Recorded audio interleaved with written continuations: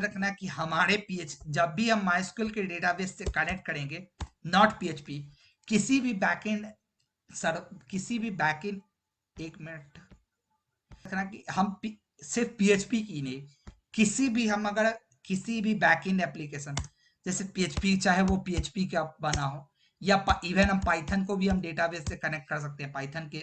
Python हमें feature देता है, सी लैंग्वेज हमें फीचर नहीं देता था। सी हमें लैंग्वेज इतना हमें फ्रीडम नहीं देता था कि आप सी के किसी भी प्रोग्राम को डेटाबेस से कनेक्ट कर सको, बट पाइथन में ये चीज है, पाइथन में आप कनेक्ट कर सकते हो।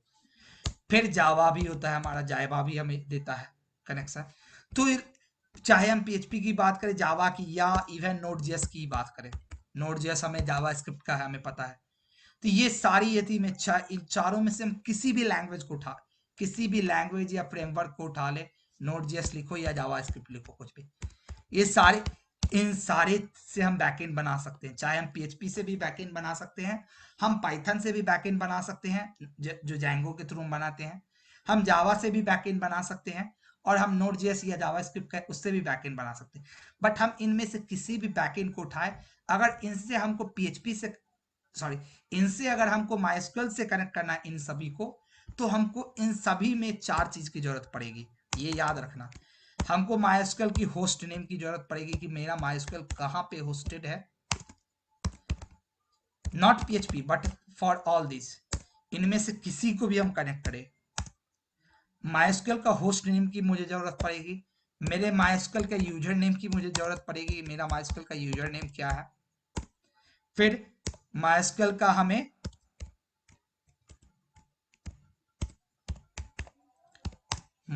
का हमें पासवर्ड का जरूरत पड़ेगा, पासवर्ड की जरूरत पड़ेगी। और चौथा, किस डेटाबेस से आपको कनेक्ट करना है उस डेटाबेस की जरूरत पड़ेगी।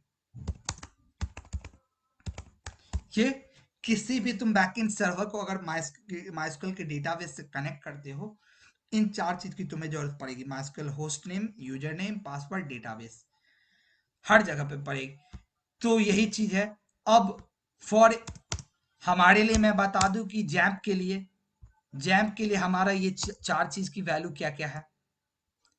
जैम्प के लिए हमारे जैम्प हमारा माइस्क्यूएल का होस्ट नेम हो जाएगा लोकल होस्ट,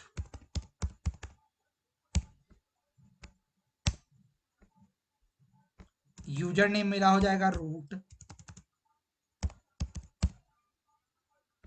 पासवर्ड मेरा ये एम्प्टी रह जाएगा, कुछ ऐसा दे देना तुम वहां पे, जब भी पासवर्ड वाला सेक्शन रहेगा कुछ ऐसा हम दे करके, ये एम्प्टी है, कुछ पासवर्ड नहीं है हमारा। और डेटाबेस तो हमारा डेटाबेस का नाम है, जो भी मेरा डेटाबेस का नाम, तो ये तो जो भी डेटाबेस की नाम रहेगी यहाँ पे, और ये सारी चीज आएगी सिंगल इन्वर्टेड कॉमा या डबल इन्वर्टेड कॉमा।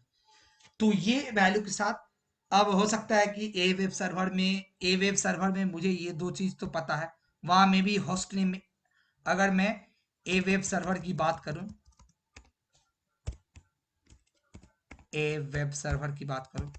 तो मे भी वहां हो सकता है कि ये होस्ट नेम में वहां भी लोकल होस्ट काम कर जाए, चेक कर लेना एक बार तुम लोग, जो भी होगे।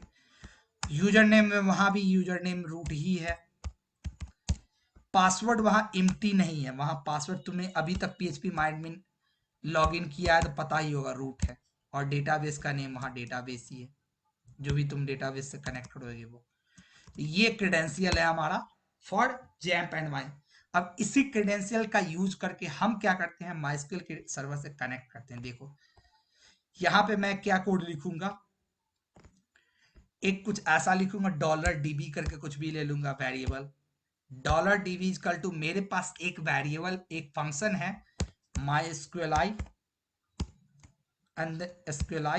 अंडरस्कोर कनेक्ट, एक ये फंक्शन है। अब ये फंक्शन क्या लेगा, ये फंक्शन हमको अपने अंदर यही चार चीज की इसको चाहिए जरूरत, इसकी इसकी इस फंक्शन के अंदर हमको इस चार पैरामीटर को पास करने की जरूरत है।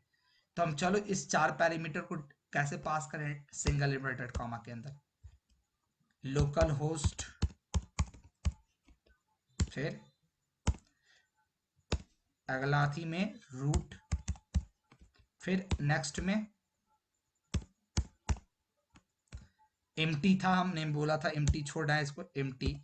और डेटाबेस हम चलो देख लेते हैं मेरा जैम्प पे कौन सा डेटाबेस अवेलेबल है। फंक्शन होता है एरर देने के लिए, डाई करके, और तो कुछ नहीं है, और ऐसा ही नाम है, एक कीवर्ड है, बट ये एक फंक्शन है डाई करके, जिससे क्या करता है, एरर, डेटाबेस रिलेटेड एरर देने के लिए मेरे पास ये एक फंक्शन है डाई करके।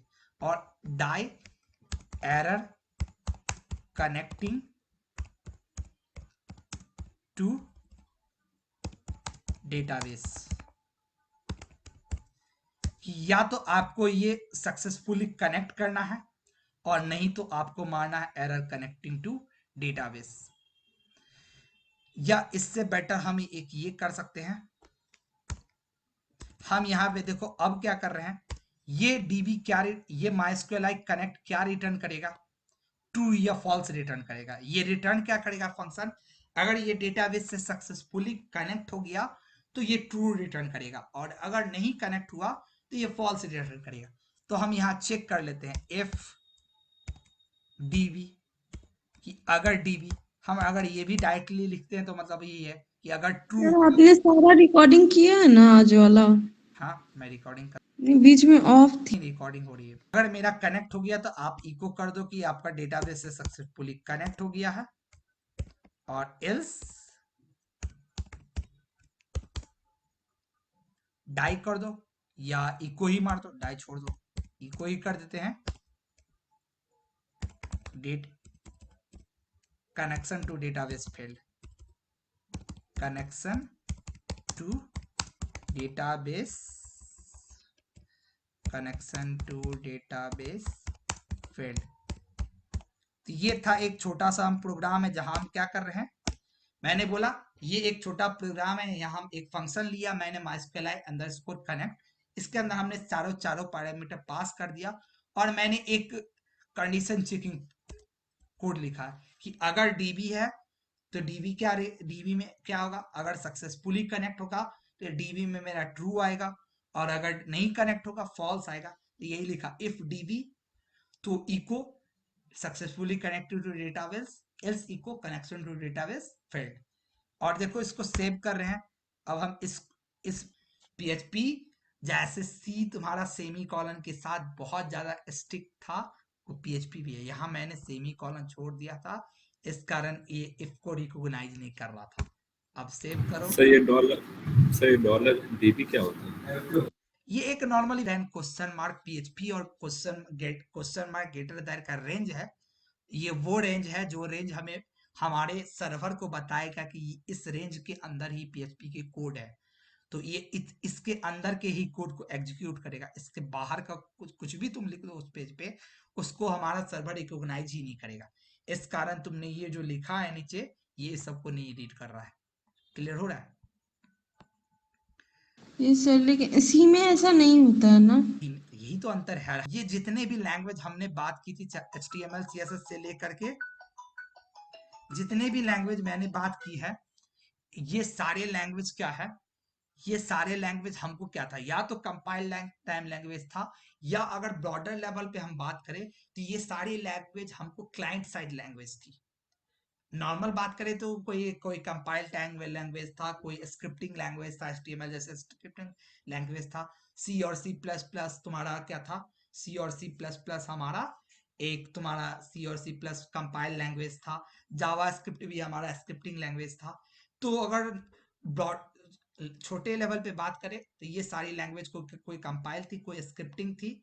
लेकिन अगर ब्रॉड लेवल पे बात करें तो ये सारी जितनी लैंग्वेज थी, ये सारी language compile time language, sorry ये सारी लैंग्वेज क्लाइंट साइड लैंग्वेज थी, क्योंकि ये सारी लैंग्वेज हमारे स्क्रीन पे रन होती थी, हमारे कंप्यूटर पे रन होती थी। तुम सी की कोड लिखते थे, वो कोई सर्वर पे नहीं जाता था, वो तुम्हारे इंड पे रन होता था।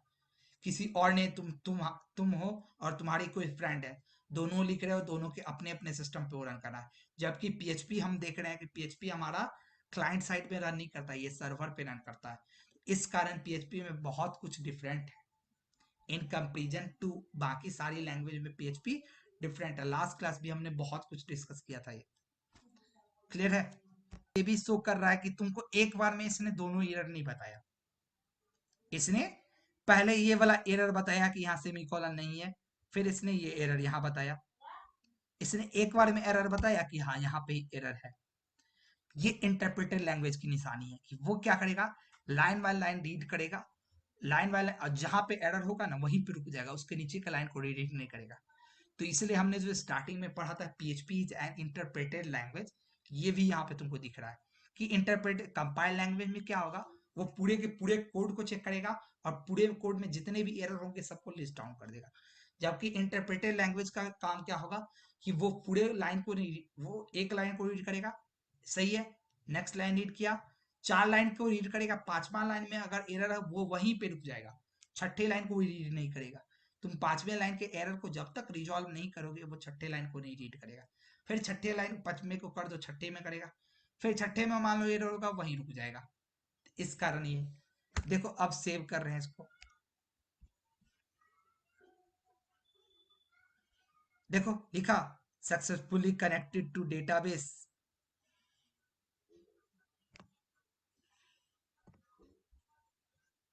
एक मिनट, हम एक कोड, ये सारी कोड हटा देते हैं।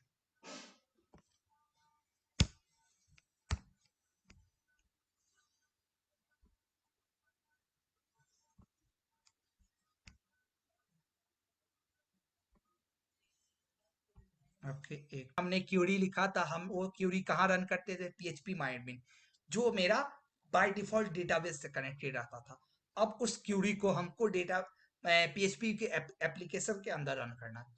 उस क्यूरी को, वो जो जितनी भी सेलेक्ट की क्यूरी थी, इंसर्ट की क्यूरी थी, वो सारी क्यूरी को हमको क्या करना है, पीएचपी के एक पीएचपी के एक कोड के अंदर रन करना है, पीएचपी के एक फाइल के अंदर रन करना है। तो पीएचपी के फाइल के अंदर हम रन कैसे करेंगे, जब तक हम उस पीएचपी के फाइल को उस पीएचपी के फाइल को डेटाबेस से कनेक्ट नहीं करेंगे तब तक हम रन कर पाएंगे।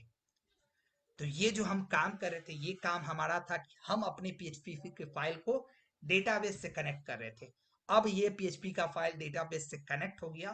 अब हम जा करके इस पे क्या कर सकते हैं, इस पे हम जा करके वो सारी कोड रन कर सकते हैं। क्लियर है?